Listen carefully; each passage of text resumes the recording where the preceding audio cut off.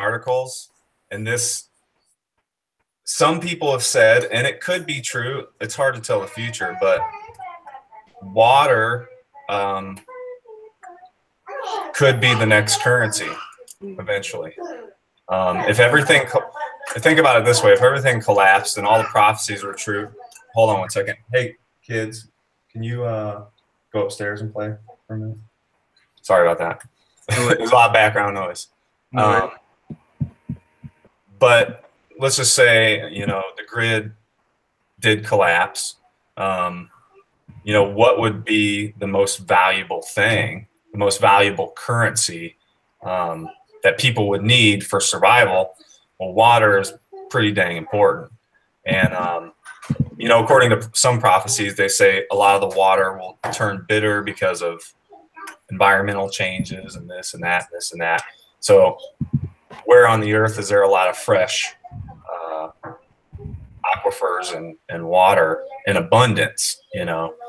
And so if you're in an area that is abundant in water, you're going to be like one of the most wealthy people on the planet. Right. But keep in mind, that's definitely like a total kind of collapse scenario. Right. That's like doom and gloom. Everything's just... Right. You know, right. Well, it happened, and you just don't know. That's the thing. You can't. Right. Right. So everyone, just to keep you informed, my buddy here, RC. So RC, what does the RC stand for? What's your first name? Ryan Craig. Ryan Craig, and then the last name is Musick? Or yeah. Yeah. That's a pretty cool last name. I'm not gonna lie. I'm kind of jealous. And it's not even my blood name. Like, my real name should be Neville. But my dad was adopted by a guy with the name Musick, so I got lucky. What like culture is in that from? Music with a K? Is that like Norwegian or something? I think it was French. It's actually pronounced musique because the people who moved over, they're musicians, French musicians, and they called them music, the musics, because they played music. Interesting. That's pretty cool. Yeah, that's the last name.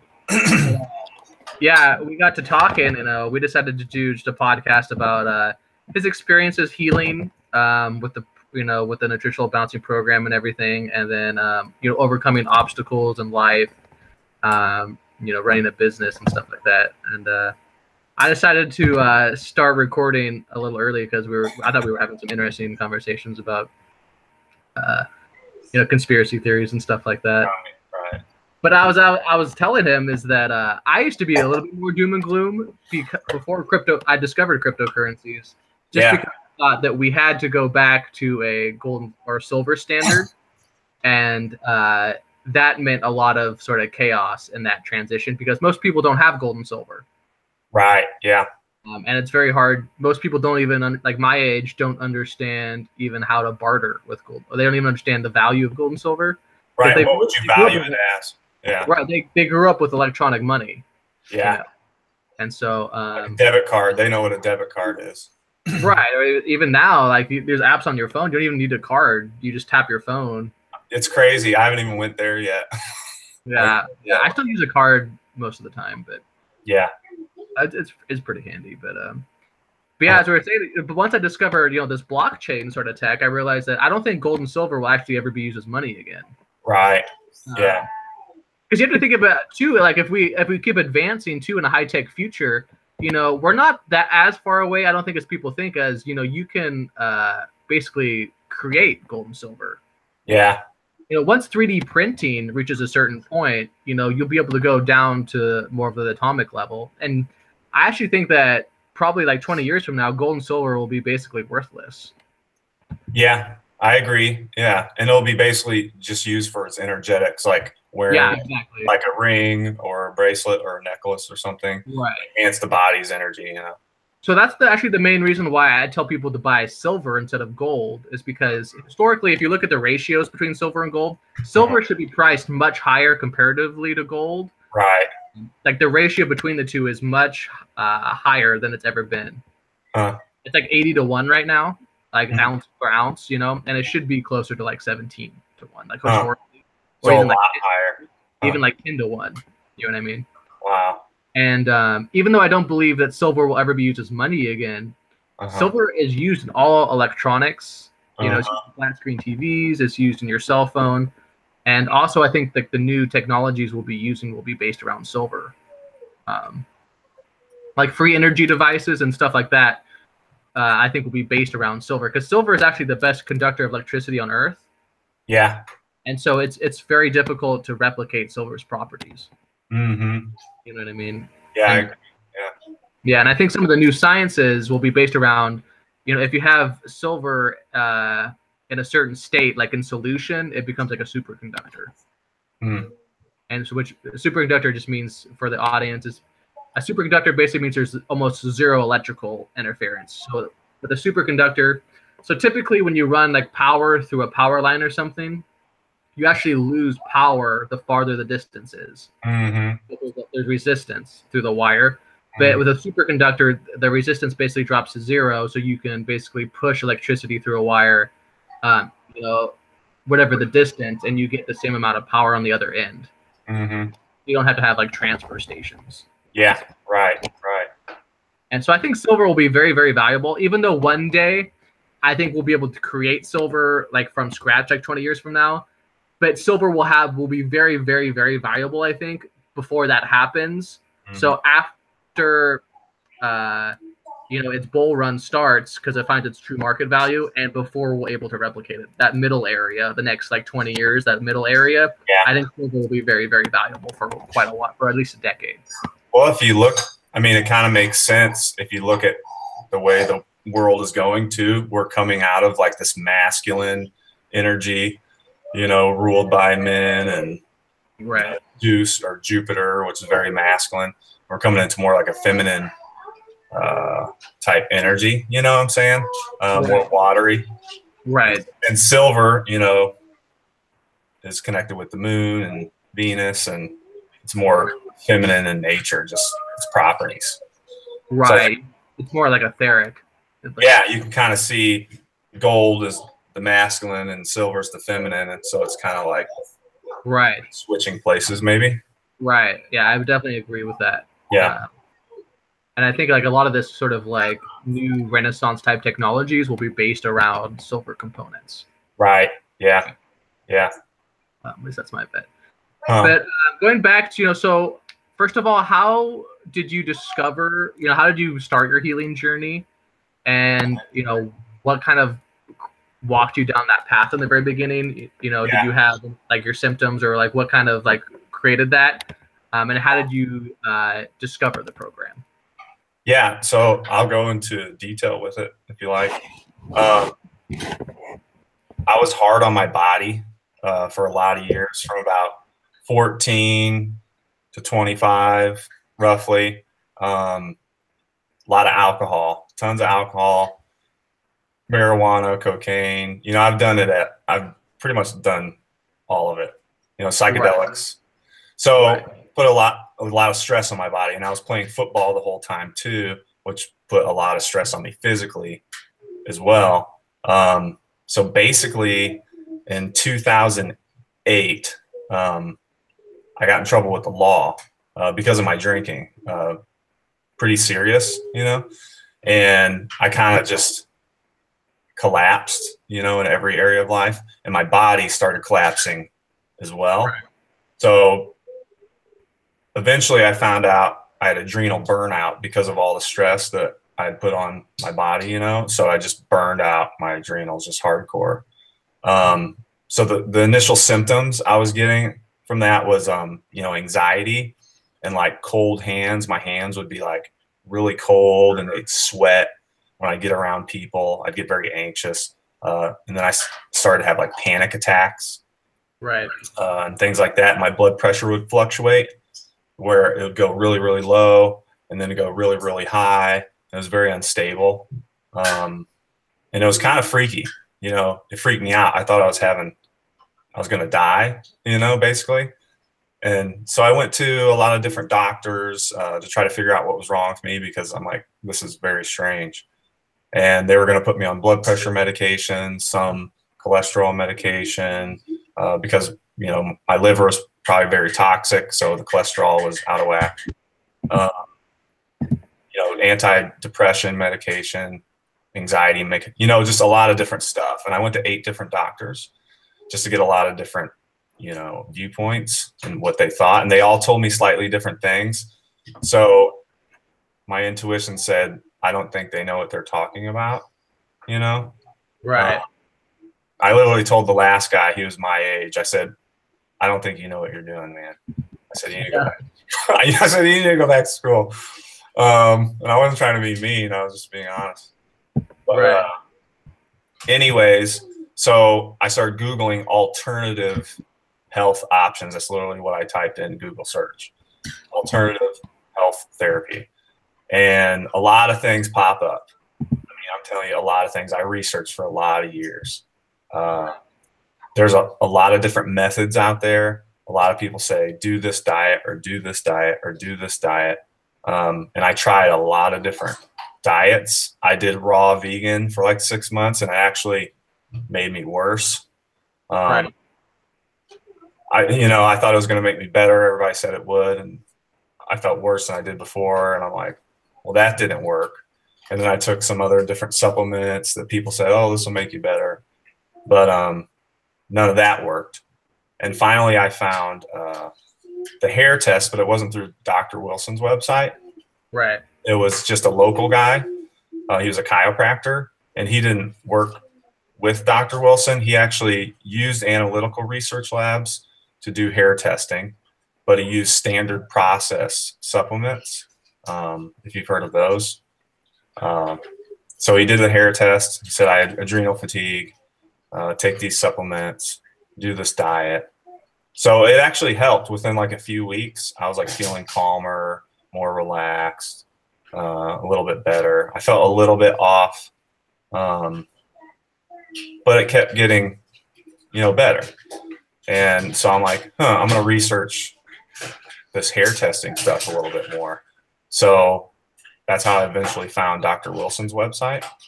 Right. Through researching the hair testing. And I read every single article on his website just because I'm like that. I'm like, oh man, this is good stuff. I'm just going to keep reading and keep reading. So I just exhausted his website and read everything on there. And it's a lot, man. It's a lot of info. It's a lot of info. People don't realize that, like, dude, that website is like, I don't know, like 50 books. Yeah. I literally read for like 4 hours straight every day. Yeah, like some of the articles are like a book. Yeah, right. Oh, I know. But it's very detailed, Right. It's general and detailed at the same time. Right. But I'm like, okay. So I wanted to switch to one of his practitioners and found a local lady. She did a hair test, and I started doing the program like that. Right. I eventually started feeling like better than I ever had in my entire life, even when I was a teenager or a kid, because I probably had issues even at a young age that I didn't realize I had. But I was thinking super clear. My brain was like working at like super high speeds. And I was like, oh man, I feel like, I feel really good. Mm-hmm. And then you'd have times where you'd fall into like a detox or a dump of some metals or whatever. And you'd feel bad for like a day or two or a few days or sometimes a week. But if you understand what's going on, you're like, okay, I know what's going on. Right. But yeah, that's basically, it. There's other things that went on before I found the program. They're a little more esoteric, spiritual things that happen in my life. I don't know if you want to know about those, or if you want to know more details about other things I've done. What were these sort of esoteric experiences? Were they like a midlife crisis sort of deal, or was it more like? No, it's stuff that's like difficult to explain because it's based on like it's based on a personal experience. So right. Anybody who has a personal spiritual experience, you really have a hard time explaining it to the other guy because it's just for you. So I'll give you an example. Like in 2008, I was at my lowest point, I'll say that. And so I fasted for like 6 months straight, but it was basically just like vegetables and very light cooked eggs and some fish, you know, and water, you know what I mean? Very clean, basic diet. And 6 months, and I was asking the question, what's my life's purpose and mission? Basically, like I wanted an answer from the universe, because I grew up in church and studied the Bible, and I knew what the Bible says. I know the whole book, and there's good answers, but I wanted like a direct answer. Like I wanted it from the source. And I'm like, I'm not stopping. I'm going to seek until I get an answer. Right. Right. So I got an answer, and it took 6 months to get it, but it was through a dream. It was very interesting. And it wasn't like a real dream. Like I was in the middle of a desert walking, and I could hear the crunching of the sand under my feet and the bright moon light, you know, shining on everything. And there was a desk, an old desk out in the middle of the desert. And there was an old guy sitting there with long white hair and a long beard. I just went and sat down, right? And hey, kids. Oh, there. I can't hear myself think. There's a lot of but anyways, so I sat down, and he looked at me, and there's like fire in his eyeballs, right? And I was like freaked out. I'm like, oh my gosh, this dude's like super intense. He could like kill me with his thoughts. And he spoke in a different language. He said, what do you know about 2 Timothy? And I said, I don't know. And I got really nervous, and I'm like, man, I better figure out like what 2 Timothy is about or what it says. Because I knew it was in the Bible or whatever. So I woke up, I was like sweating, drenched in sweat, like 3 a.m. And I actually had a Bible in my nightstand. So I took it out, and I started reading 2 Timothy. And the crazy thing is, I got my answer because that book, it was written by this apostle, right, to a younger guy, giving him instructions on what to do, like what he should do. And I'm like, well, there's my instructions. So basically it says,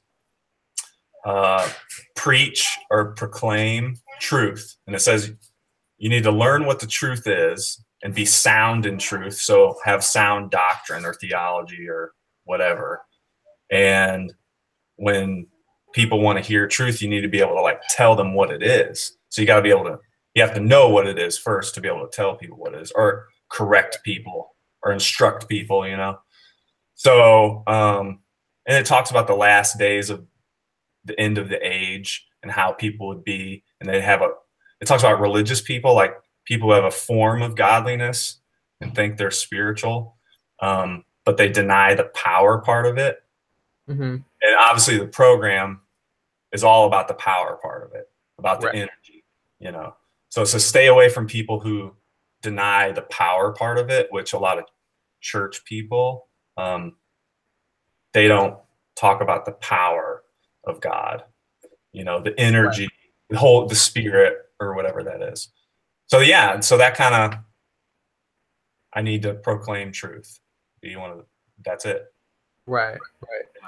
That's definitely a reason why a lot of churches are lacking today. Yeah.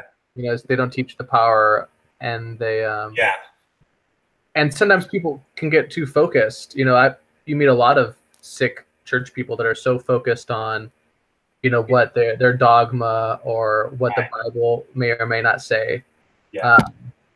So for instance, I was raised Seventh-day Adventist, so there's some truth in that religion, just like many religions. For instance, they keep Saturday. They keep Saturday as the Sabbath, similar to, you know, the Jewish tradition. Which is the Sabbath, right? Yeah. Right, which is true. But then most of them also believe that if you don't keep the Sabbath, it affects your internal, you know, salvation. That's where you get off track a little bit. Right.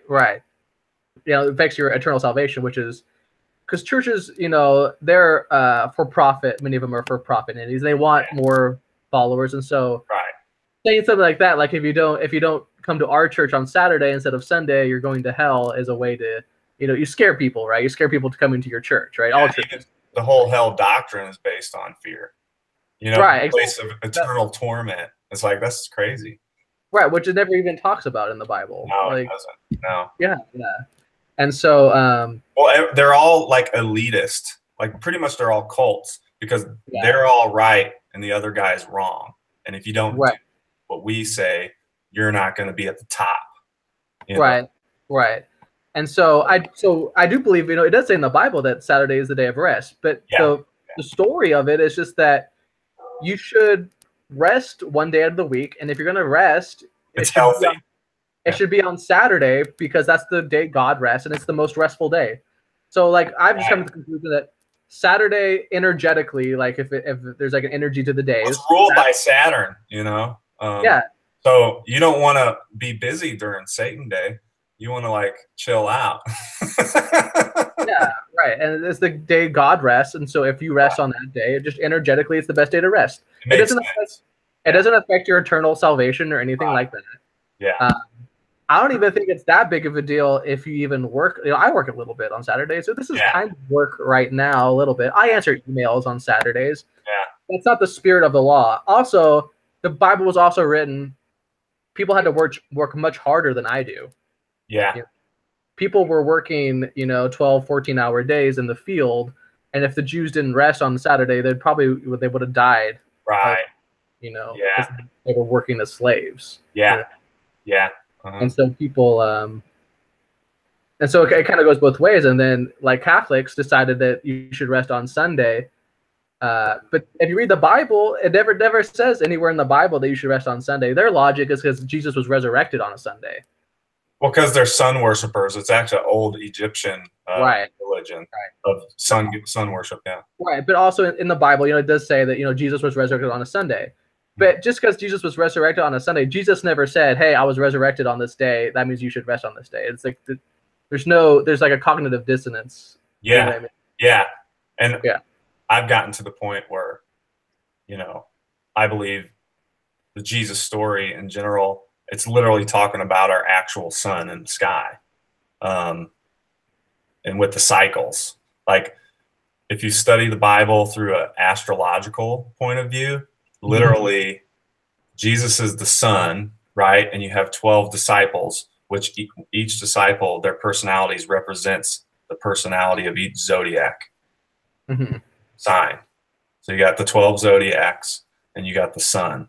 And so when you look at the whole story of the Bible astrologically, it's literally the whole Bible is about the ages and like basically giving us a timeline of when events are going to occur. Right. If at deeper levels, when you kind of go a little bit deeper. Right. And going back to, religions, not teaching like, the power of God and stuff like that. And just, they're not built, a lot of them are built for today's world because it was built, the Bible, even though people get too focused on the Bible, because even though the Bible is true. It is true. It's a true book. It's not built for today's world. For example, the Bible does not tell you that you shouldn't eat tuna because in today's world, it's too full of mercury. Right. Yeah. It's just, there's a lot of information that you can't find. So you have to use your logical mind in the scientific process to go through these sort of discoveries. A lot of details are kind of lost, and muddy. Right. Like when the Bible talks about cleansing your temple or your house. Well, I don't even hear any churches like actually preaching about that or, telling people this is very important. Actually, I think it's one of the most important instructions in there. Right. Because without cleansing the temple, it says in 2 Timothy, actually, an instruction I got was, it says a house is full of gold and silver, right? But there's also items of like wood and hay and stubble, right? So it says if you cleanse your house from the latter, like the wood, hay, and stubble, which is like toxins, negative energy, stuff that is bad, you'll be filled with the gold and silver and you can be used for special purposes. So, it's telling you right there, temple, the body, and the parable of the wise virgins, the 5 wise and 5 unwise. The 5 wise had lamps full of oil, and the 5 unwise had lamps that had a little bit of oil. And the lamp is a representation of your body, and the oil is the energy, the spirit, right? Etheric energy. So in the end of the age, the only ones that made it across the line were the ones that were full of this oil or this energy. Right. Well, that's got to be the most important thing you can do, really. Right. Right. That's why the program doing the meditation and stuff like that is very important. You know. Yeah, that's why I do believe that in the future there will be a more of a religion just focused around the pushing down exercise. Yeah. Yeah. It's the most simple sort of least dogmatic sort of because it's very different than a preacher spitting quote unquote truth at you that may or may not be truth. That's a very different experience than teaching someone to receive the truth themselves so they can discover it on their own. Correct. Right.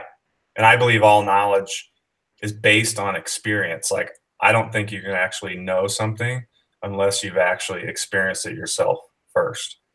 You know, so people who are like, well, I know this or I know that. Well, do you really know it, or you just think you know it?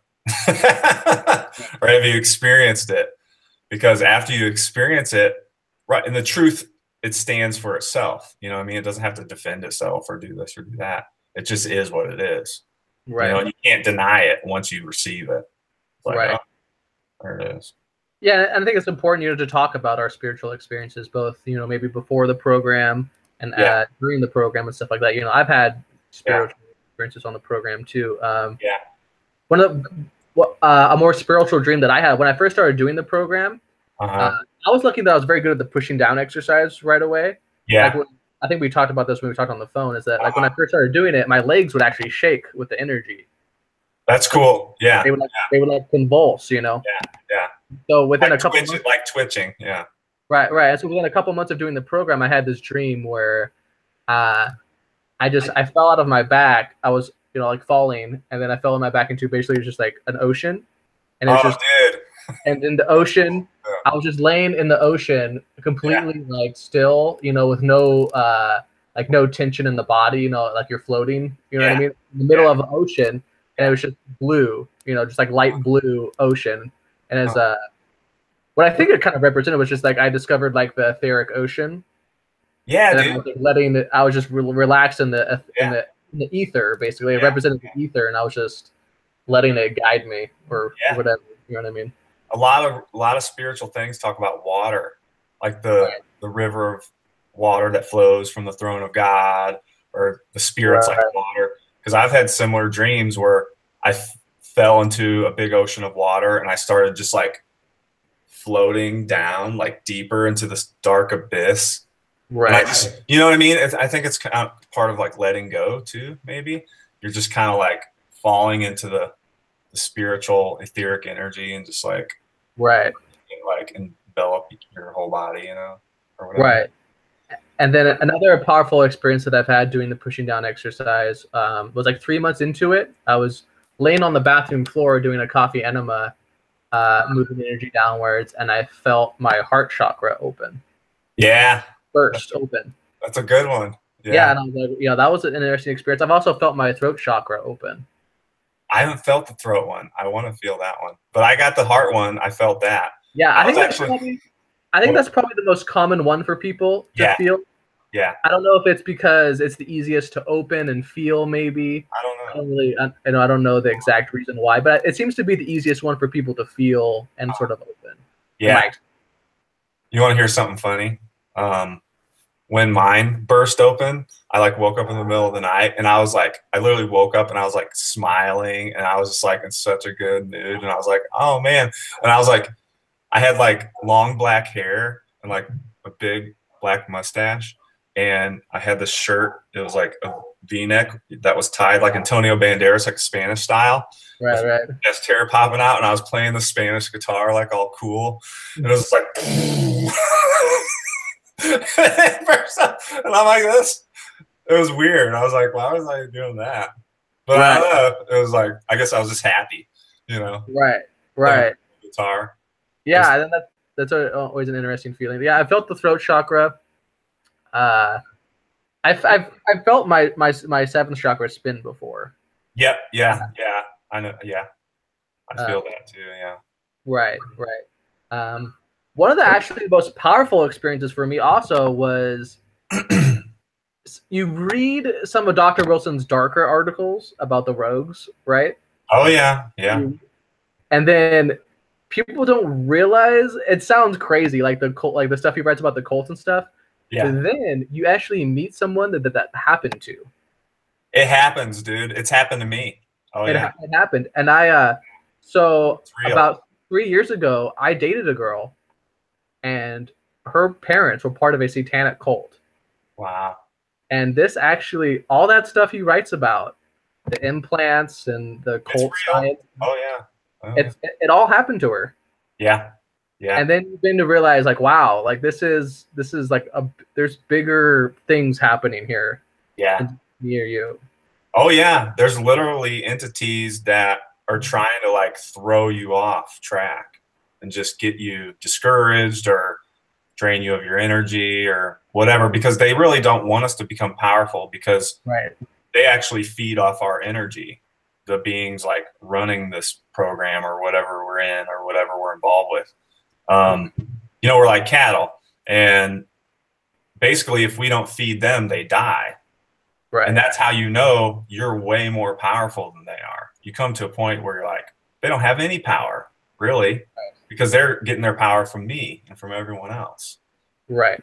So when you take your power back and you hold it and you stand firm, you know, on the rock, you know, on your root chakra or whatever, and your poles are straight and you're like not wavering, they can't steal it from you. You know what I mean?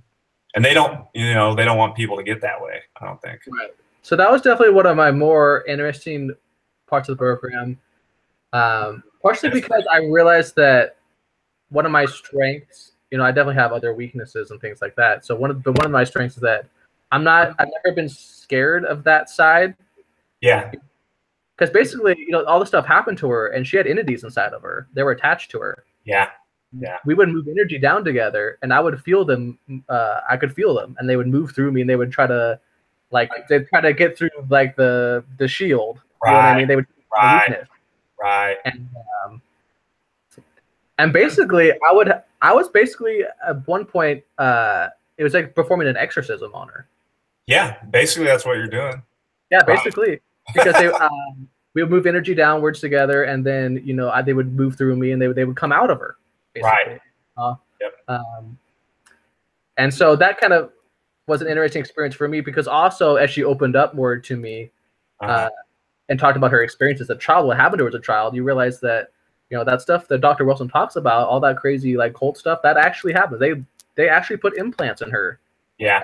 They did all that stuff.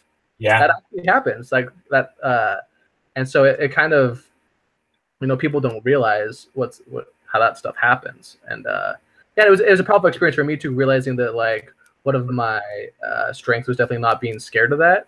Right. Yeah. And one interesting thing is that that actually opened up something in her. So she actually had guides, similar to how Dr. Wilson does. Mm-hmm.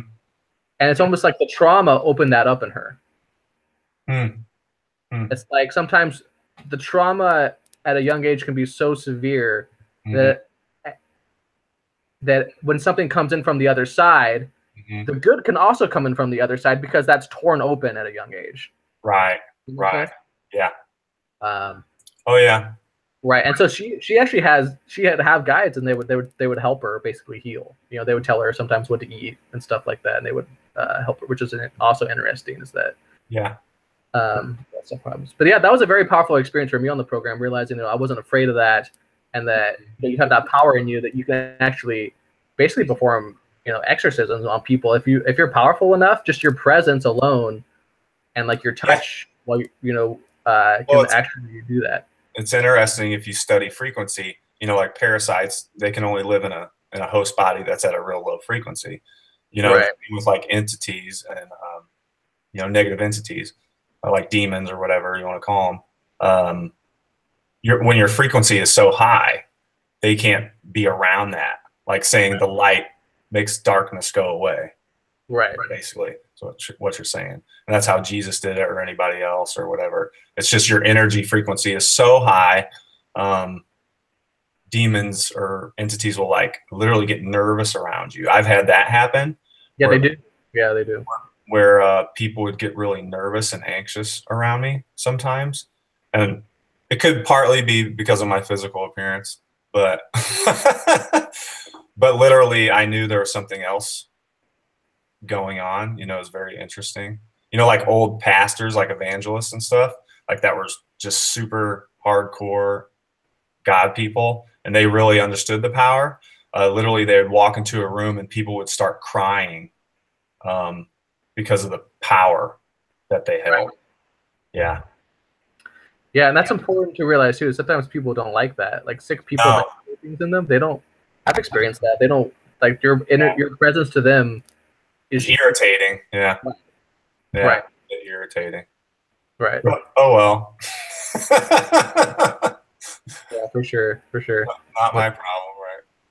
Sorry. Yeah, and that's just going back to how powerful the pushing down exercise is. Dude, well, when you think about it, you think about what you're doing with the program. You're drinking healthy water, which has etheric energy in it, right? Healthy salt, healthy vegetables, sardines, eggs, meat, whatever, lamb, almond butter. And you're putting these things in your body because they have a certain amount of etheric energy in right. it. But when you think about where the powerhouse or the storehouse of etheric energy is, well, you want to get it straight from the source and just download it into your body, right? So when you're doing that exercise, literally, you're getting way more etheric energy than you ever could from food or air. Or right. Or anything. So that is the program. And I think all the food, what I think is all the food and all the supplements and all the other stuff is literally helping you cleanse out the negative stuff to really, you're opening the pathways bigger or more so you can suck in more energy, really, because that's really that's the end game or the end goal is download as much energy as you can, basically. And I definitely think that that's a mistake a lot of practitioners make. Yeah.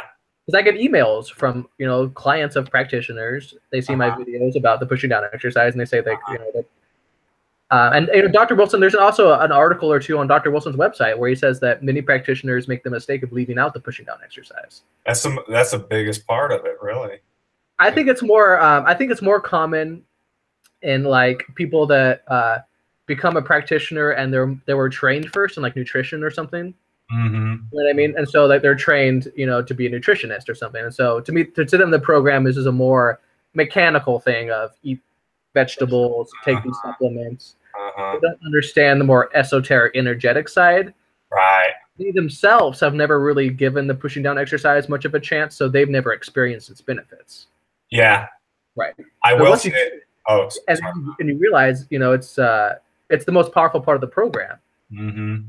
I will say, out of all my research into programs or, things holistic doctors put people on or this or that, I'll say Dr. Wilson is the only one in the world that has an actual program designed around spiritual development, if that makes sense.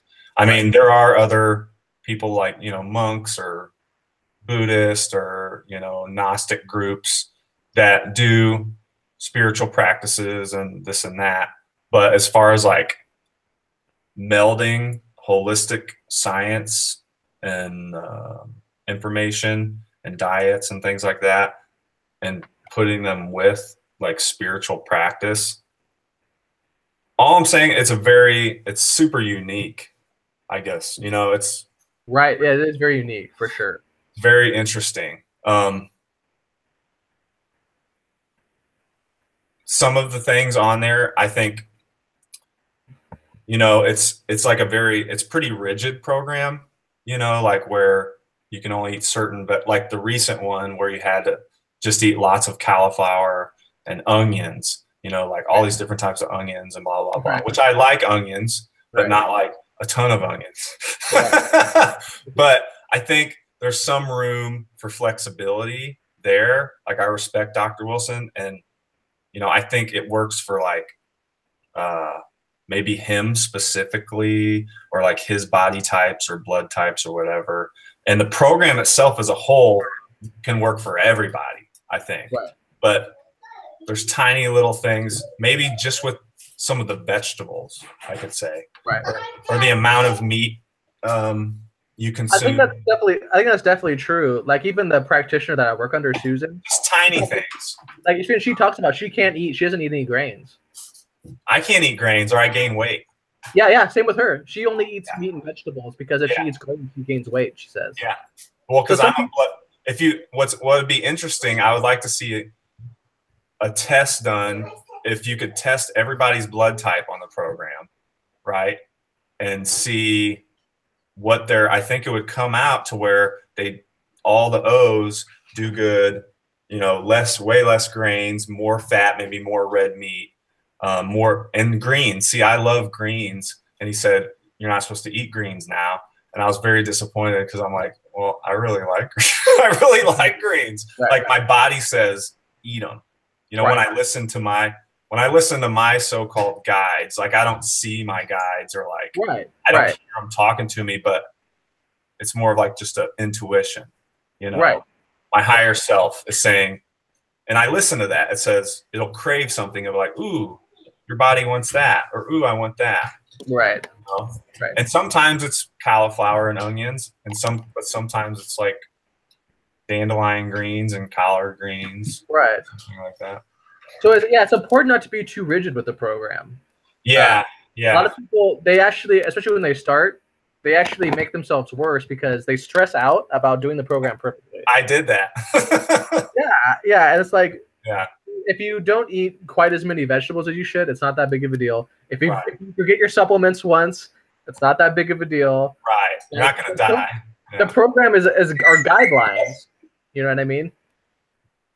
And what's nice about the program also is like if you leave anything out, it's not going to really. Yeah, the more you do, it does have a synergetic effect. And if you leave something that, like everything in the program helps health. You know what I mean? So if you leave one out, it's not like if you just take kelp capsules, that's still better than nothing. You know what I mean? Of course, right. If you just ate more vegetables, that's good. Like right. And so people, they get too in their heads in the beginning about I actually get emails from clients. They want to measure out exactly like 9 cups of vegetables. Like they're actually using the measure cup. I'm like, dude, that's not necessary. Yeah, just eat what your body needs, and when you're full, just stop eating. Yeah, you know. Yeah, you don't need to use, and also not everyone can eat that many because everyone has different sizes and shapes. Some people need more calories. Some people need less. Like me, I'm 6'4". I'm a college football player. I'm 240 pounds, like solid muscle.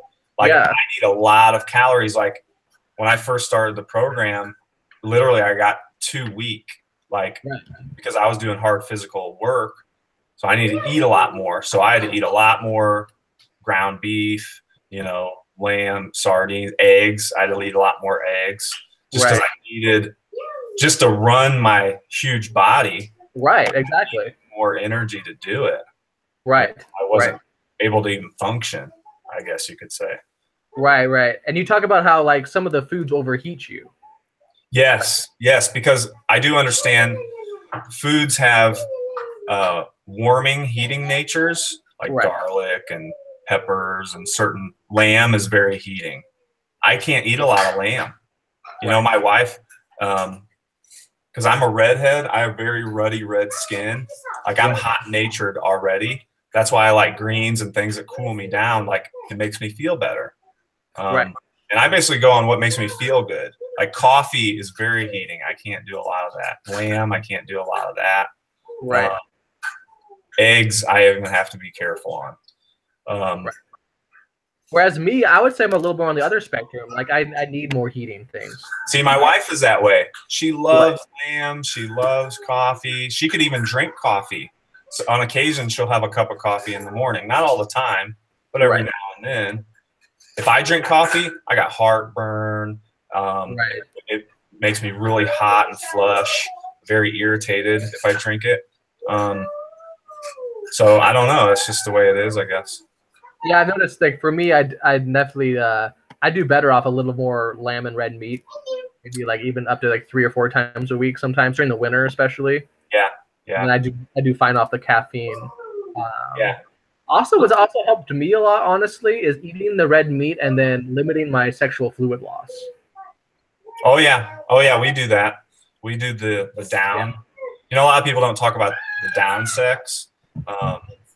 And at first, you don't even know what you're doing. Or we didn't. We were just like. Do you do it where the penis is actually inserted? We did that at first because, well, Dr. Wilson doesn't really give a lot of detail. Yeah, really. it's kind of hard. It's kind of a hard thing to do. So we're like, how do we do this? This is kind of awkward. We're like, oh, what are we doing? Are we supposed to do like this? You know, and we ended up like the first few times we ended up just having regular sex. We're like, oh, screw it. But it was funny. But we kind of got to the point where we're like, okay, we can't even insert because it's like so stimulating. Like we just want to take it further and go all the way and keep doing, you know, that, you know, like regular sex, which I don't think is wrong, but you don't want to do it too much. You know, it's not good. Right. But, so we just got to the point, our perfect way we do it is she just lays on her side and I like spoon her, you know, from behind, and we just, you know, get ourselves close together and it just kind of rests up against her, you know, her area. And we just relax and you can feel the energy start to circulate and move. And that's really, we just kind of figured it out. That's how we did it, really. Yeah, that sounds like definitely a good solution. It could be hard, like if she's on top, then it's going to be harder for her to move the energy downwards. We tried that, yeah. Didn't work. Yeah. And I'm really big and she's really small. So right. That made it awkward a little bit. Right.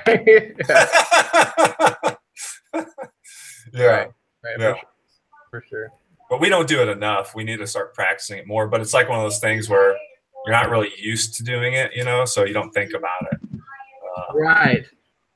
For sure. You know, we still have regular sex. I'm not shy about, you know, anything. But we're trying to limit. You know, we started out, we limited it to once a week. And then we're like, okay, let's try to go further. And then we're doing twice a month. And that's about the furthest we got. So every other week is about. Right. Which I think is pretty good. Right. Well, what I do a lot of times actually is we'll have sex, but she'll get off, but I won't. Well, because a woman can, and it's okay. Right. They don't lose the fluid like we do. Exactly. So I do that fairly often. Where sometimes you can do that. Yeah. Sometimes you even feel like you don't want to. Sometimes even like right. You come to that point and you're like, I don't feel right about letting it go. Like I want to keep it. You know, I felt that way. Yeah. But it's a discipline. It's super. You gotta be super disciplined. It's not easy to do. Right. Yeah. Well, yeah, definitely. Once you get more disciplined at it, though, like for me, it's like I feel more heat. Also, yeah. Like, okay. Yeah. For me, when I lose less, I'll combine with eating a little bit more red meat than usual. Mm-hmm. I think it's more like what we talked about. It's just more of my body type. Yeah. I still have too much copper in me. Yeah. So, like sometimes men are coming at the program from two different spectrums. So like your spectrum's a little bit more like I can see like your face is more red. Well, also your jawline is stronger than mine. You know what I mean? So, like, you ever look at like male football players and they all have like a stronger jawline? I'm super intense. I got a lot of intense energy. Yeah. Like for instance, like you ever look at like male football players, right? So like they have more of a stronger jawline and stuff like that. Yeah. With me, I think I had more copper from a young age. Okay. And so for me, the program was a little bit different. It was more like I was too feminine and too coppery my whole life. And I may be more intuitive in things in certain ways. You needed more zinc and things like that. Yeah, but the program, for me, a lot of the program was actually feeling testosterone build in my body for the first time. Right. Like I remember at some points in the program, I actually felt like I was going through puberty for the like. Huh. That's interesting. Yeah. Yeah, it's like with a lot of like the millennial men you see where they're too feminine and. Right. For me, I was more like that, and then the process was almost like me becoming more like you. Okay, yeah. Which I needed to tone down because a lot of the things I let go, I let go of a lot of anger. A lot of times when I was letting go of stuff, angry, anger was a big, you know, I had a lot of iron. And I need to do another test because I'd really like to do the test just to see, you know, where I'm at, but I know personally, man, I've let go a ton of iron. Yeah. I mean, I was holding so much anger in the form of toxic iron and mercury. I've released a ton of mercury. Mercury and iron was a big one for me. Right. And cadmium, you know, cadmium. Right. With me, it was like less. I smoked a lot of cigarettes. I used to smoke a lot of cigarettes. Yeah, right. For me, it was more just loaded with copper. Copper. That's how my wife is. She has tons of copper. So she'd have a lot of infections. She'd have boils literally right here, like get so big they burst and all this crap would come out of her ears. Yeah. Like, oh, man. That's nasty. Right. That's funny. All right, for sure. Yeah. So what are your kind of experiences as far as like building businesses? Okay. I've ran a couple different businesses. It's not hard to build a business. At least I don't think. When I started and I didn't actually build a business till I started to get more balanced out. Right. Because if you're not balanced, your thoughts are a little bit chaotic, and maybe you have low fatigue and low energy. So you don't even have enough energy to even run a business, because it does take energy to run a business successfully. Right. You know? So I would say it's not a bad thing to do. It's not a difficult thing to do. But as far as trying to keep up with the Joneses and the competition level and the way other people run businesses, I wouldn't recommend that. You know what I mean? Like working 50, 60 hours a week, you know, it's too much. And you wouldn't have time to do stuff on the program, you know, and you just burn yourself back out. All that energy you got, you just be using it up. Basically. Right. So you could do a business, but it'd be more chill, laid back. You got to hiring the right type of people. If you had employees, like you got to hire. I even thought, which I was very disappointed with not being able to be a practitioner at this point in time, maybe in the future. But I even had the idea, well, the employees, part of their health insurance or whatever, instead of health insurance, you provide all their supplements and their coffee for their enemas and maybe a sauna for them. And like the program, like is their health. Right. Yeah. It's much more efficient too. Right. And then you get more out of your workers. They're in a better mood. They're happier, you know, because they're following a good program. You know, in your business, the energy of your business would just be better, and it would do better. And you don't work anybody hard. Nobody's working to the bone. 40 hours would be max. You know, don't even go over that one bit. Maybe even a little less, 35 to 40, you know, and that's all you're doing, like 7 hours a day. That's enough, you know. But it's super efficient, 7 hours, maybe. You know, you could even go down to 6 if you're like really, everybody's just, they go to work and they do their thing and then they go home and enjoy themselves. But if you had the right people all on the same page doing, it would be great, I think. But that's an idealistic world, you know. Could you get that to happen? I have no idea. Right. Well, I've definitely thought about that. You know, I want to run my own lab someday, and I would thought that I would be putting all my employees on the program. Oh yeah, it would be super good. And so you might have to be really picky about people you hire. Exactly. Right. If they're not really willing to be a part of that, then maybe they're not the right fit, you know. Right. It might be hard just finding people that want to do that. Right. Right. There's a couple of major things I've noticed, you know, talking to other practitioners that, you know, they make mistakes. I think a big mistake some natural healers make is they get too attached to clients. Yeah. Well, then your clients could start sucking your energy and become like a vampire, you know, because if they're not healthy, they are starving for energy. So Right.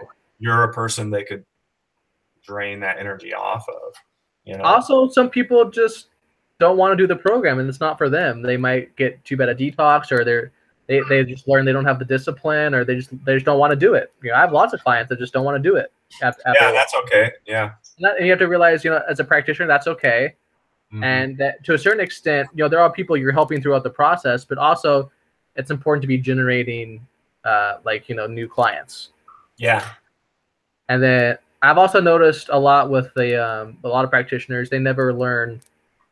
They become too dependent on Dr. Wilson's website, and they never learn. Like, you need to learn how to do social media. Like, we live in a social media sort of world now, and yeah, and I think you can use social media as a good tool.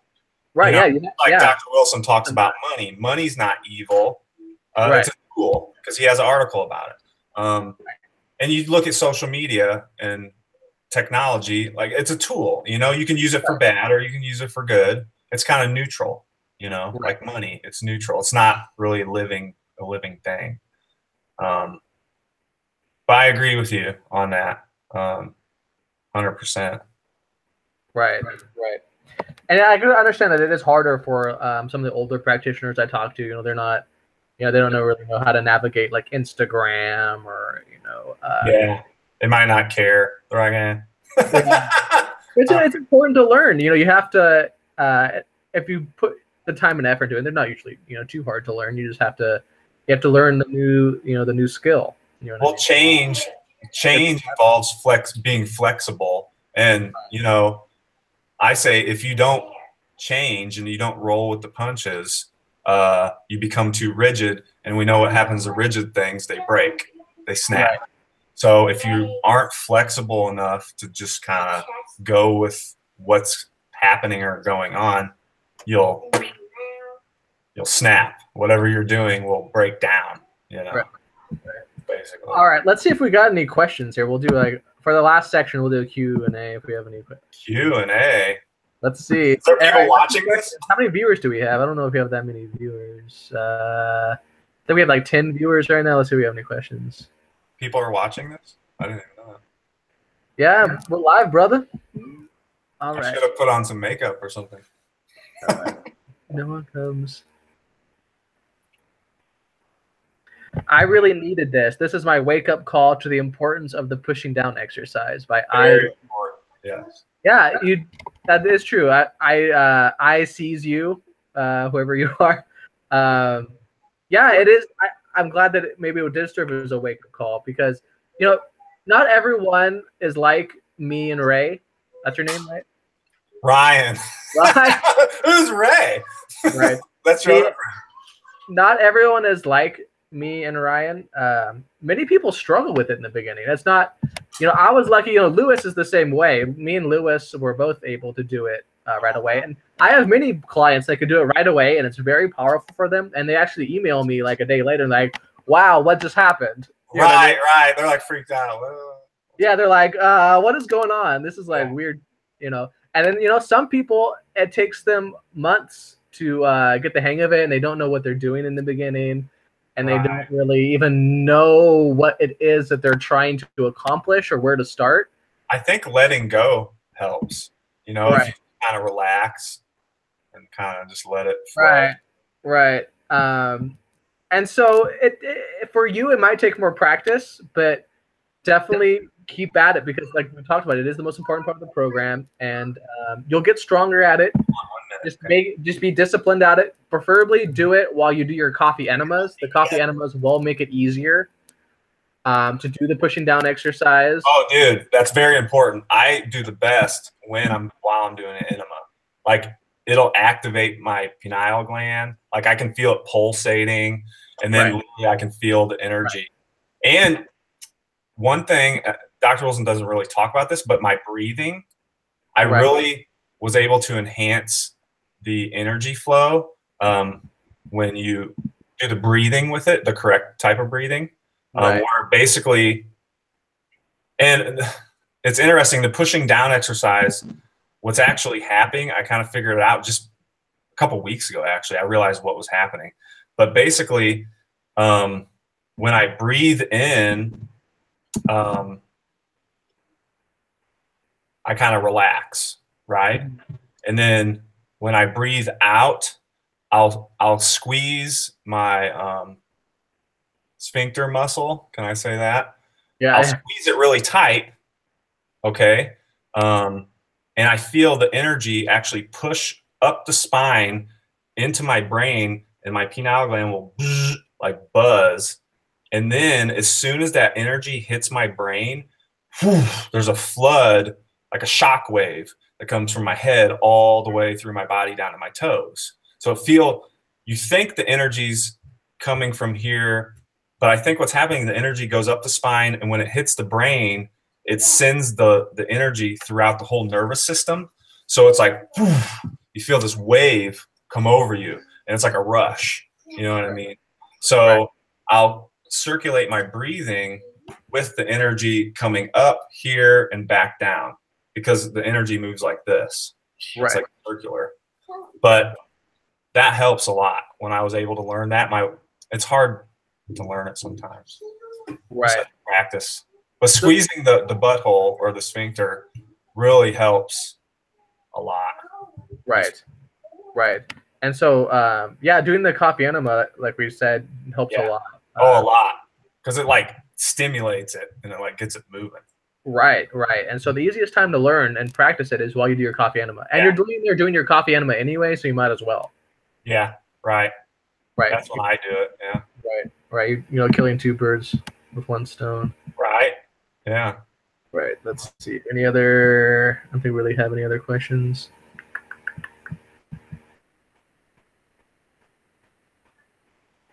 So he's asking, how do you do the exercise exactly? It's kind of hard to explain a little bit. Dr. Wilson does have articles that can help in some, although sometimes they are a little bit more esoteric and harder. The main mechanism that you're trying to accomplish energetically is you're moving energy from your head to your feet. And like Ryan also said, is that energy does come up the back and down the front. Yeah, like a circular motion. Right. And so it is partially a learning experience. Like you have to discover what helps you do it the most. You almost have to feel it in a sense. You know? Right, right. And some people can't feel it in the beginning. For those people, sometimes it is easiest if you move your awareness. You just feel your right hand over and over again. Yeah, there you go. And then many people will start to get a tingling in their right hand, and then you want to move that tingling down to your feet. There you go. That's the most basic, I think, for people that can't feel it in the beginning. Is just if you're laying there, just bring your awareness to your right hand and just feel your right hand over and over again, and just keep it there until you can feel a tingling, sort of. And then you want to move that tingling, that energy down to your feet. Okay. And different visualizations help with different people. For me, what I do personally is like my feet are like vacuums. Oh, you did the toe breathing? Yeah, you read that article? Well, it's like a vacuum. Like my feet suck the. It's not like I don't really push it down. My feet are like, for me, visually or like energetically, like pulling it. Yeah, my feet are doing the pulling down. Right. Yeah. For me, that's what I've always done, and that's what works best for me. Is that all of them? If you go through his list, because he's got that article where he lists like all the experienced versions, you know, where you're spinning the energy around your body and wrapping it around you, you know, and doing all that kind of stuff. So as you get more advanced, there are other things you can add on to the exercise. Like your energy is supposed to also spin to the right. So it's supposed to, if you're looking down at, if you're looking down at your feet, it spins clockwise. Yeah. And so that's something you can also add as you feel the energy. If you feel like you're in a little cocoon, kind of. Right. You know, the energy is also contracting. You know, it's more yang energy, so sometimes feeling it contract. I've actually felt that. You know, we talk about me becoming more masculine on the program. You know, I feel the energy. It actually makes my hips smaller. Like my hips were too feminine. And do you feel like tighter, like just a little bit? Yeah. You know. Yeah, and I especially felt it like in my root chakra and my hips. Like I realized that that area of my body, like my butt was too big. My hips were too feminine and open. Whereas a man's hips are supposed to be smaller and more. So they kind of like closed in a little bit. Right. And this is an ongoing process as I eliminate my copper. It's still, you know what I mean? Yeah. That's neat. Yeah, that's kind of cool. Yeah. It's an interesting thing, feeling that, you know, the energy actually changes the shape of your body to a certain Yeah. extent.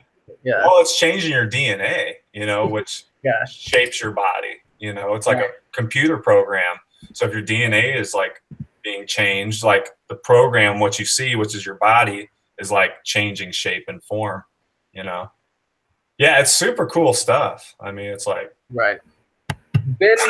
Ben Whittle used to be massive into weights. Okay to do some light weights and body weight exercises daily. For me, I do like doing weightlifting just because I do a lot of so do computer. I. Yeah, so do I I. do a lot of computer work. Ryan over here seems to be working more with his hands, so he's probably doesn't need the weights as much as someone like Not me that does. much. No. Yeah. So for me, I like the weights too, and I feel like lifting weights is a more yang sort of contracting exercise for men, especially. Yeah. So I feel like personally, it is okay to lift weights 2 or 3 times a week. You don't want to go super heavy and exert yourself, but No. it is. And I would recommend that you do focus on more exercises that open up. So most people, when they go to the gym, Ben, what they're doing Too is restricted. Yeah. yeah. So usually, in our society, we're sitting down or we're looking at a TV screen, so our shoulders are already too far rounded forward, our necks are too far forward, and Kind then of people go to the gym, and they do what do they do at the gym? They do bench press, which also rotates the shoulders inward, and then they're doing bicep curls, which also rotates the shoulder inward.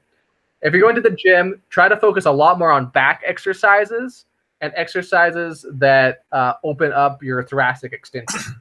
and If you even want to look into this stuff, I recommend Elliot Hulse on YouTube Mm. for a lot of sort of extension exercises to open up your thoracic extension, and Paul Chek is also very good. Mhm. I think stretching a lot is really good. Right, yeah, stretching to get well, and it depends a lot on your lifestyle. Like if you're working a lot with your hands, like a trade, you probably don't need to lift weights nearly as much as someone Not as much. No. computer work. Yeah, things like that. But yeah, I think for a lot of people, especially if you're a younger man, I don't think lifting weights 2 or 3 times a week is a big deal. Just keep it somewhat moderate. Don't go all out, and try to have good posture. Like it actually helps if you practice the move pushing down exercise before you lift weights, actually, because you can actually feel your body more, and then try to keep really good posture. Like when you overhead press, for example, put your feet together, try to feel your posture. And when you press, make sure you're keeping your whole body aligned, and you're not just flailing around using more weight than you should, because that's not necessary. I heard, some like old bodybuilders, like when Arnold was real big into bodybuilding, and Lou Ferrigno and all those guys. They basically said you can do a lot more with lighter weights, but Right. perfect form. They said the Right. form Yeah. and going slow is actually really, really, really good. Most people are like, oh, I'm just going to lift a ton of weight real heavy, but they use terrible form, like you were just saying, and Yeah. they actually injure themselves, and hurt themselves. Right. Also, like the types of exercise you're doing, like you want to open yourself up more and use good posture. Yeah. And and like that's a success of like people you're talking about, like Lou Ferrigno or whatever his name is. Yeah, just crazy big guys. Yeah. Yeah, and they also talk about you want that mind muscle connection. So when you're doing slow, sort of lighter weight, you can your awareness. You're like talking to your muscles. You're like, get bigger, get bigger. Yeah, and like Arnold Schwarzenegger talked about this too. It's like that mind. He would actually, feel all his focus would be on on that one muscle and making it. You know what I mean? Yeah, a lot of focus. Yeah, a lot of focus. Right, but yeah, overall, I do think lifting weights, a couple times a week is fine for most men. Yeah, it also depends on your age and other factors, Right. Yeah. Okay. All right. So I think that's it for questions. I think we're about wrap it up. Did you want to add anything in conclusion, Ryan? Not really, I guess. I don't know. I mean, we talked about a lot of different things. Yeah. I liked how we talked about the pushing down exercise a lot. Yeah, because I do that every day. I've been doing it for about 5 years every day. And I lay down, I do a coffee enema on the couch, I put down a towel, put in my enema, lay there. Sometimes I'll listen to relaxing music. Sometimes I just want quiet. Yeah, and just you'll feel it start flowing, and then I'll squeeze, and it'll enhance it and bring in more, and it'll get stronger, and then Right. you really start flying. You're like, oh, Right. You don't know what's going to happen next. All right. Yeah, but if you guys want to comment any questions, me and Lewis, I think are going to try to do a podcast for the next couple of days, hopefully, maybe tomorrow or something. We'll see. And then me and Lewis will try to get to the questions that you comment down below after we're done here on the next video, if you want to comment down below. And then, yeah, thank you so much, Ryan, for coming on. Yeah. And yeah, it was a lot of fun talking to you. We covered a lot of things, and yeah, maybe we'll have you on again sometime. Yeah, there's a lot of other topics. I got all this stuff in my brain, and I don't really use it. All this knowledge. I know. I probably know too much. I probably need to stop reading stuff. Right. All right, everyone. We'll catch you on the flip side.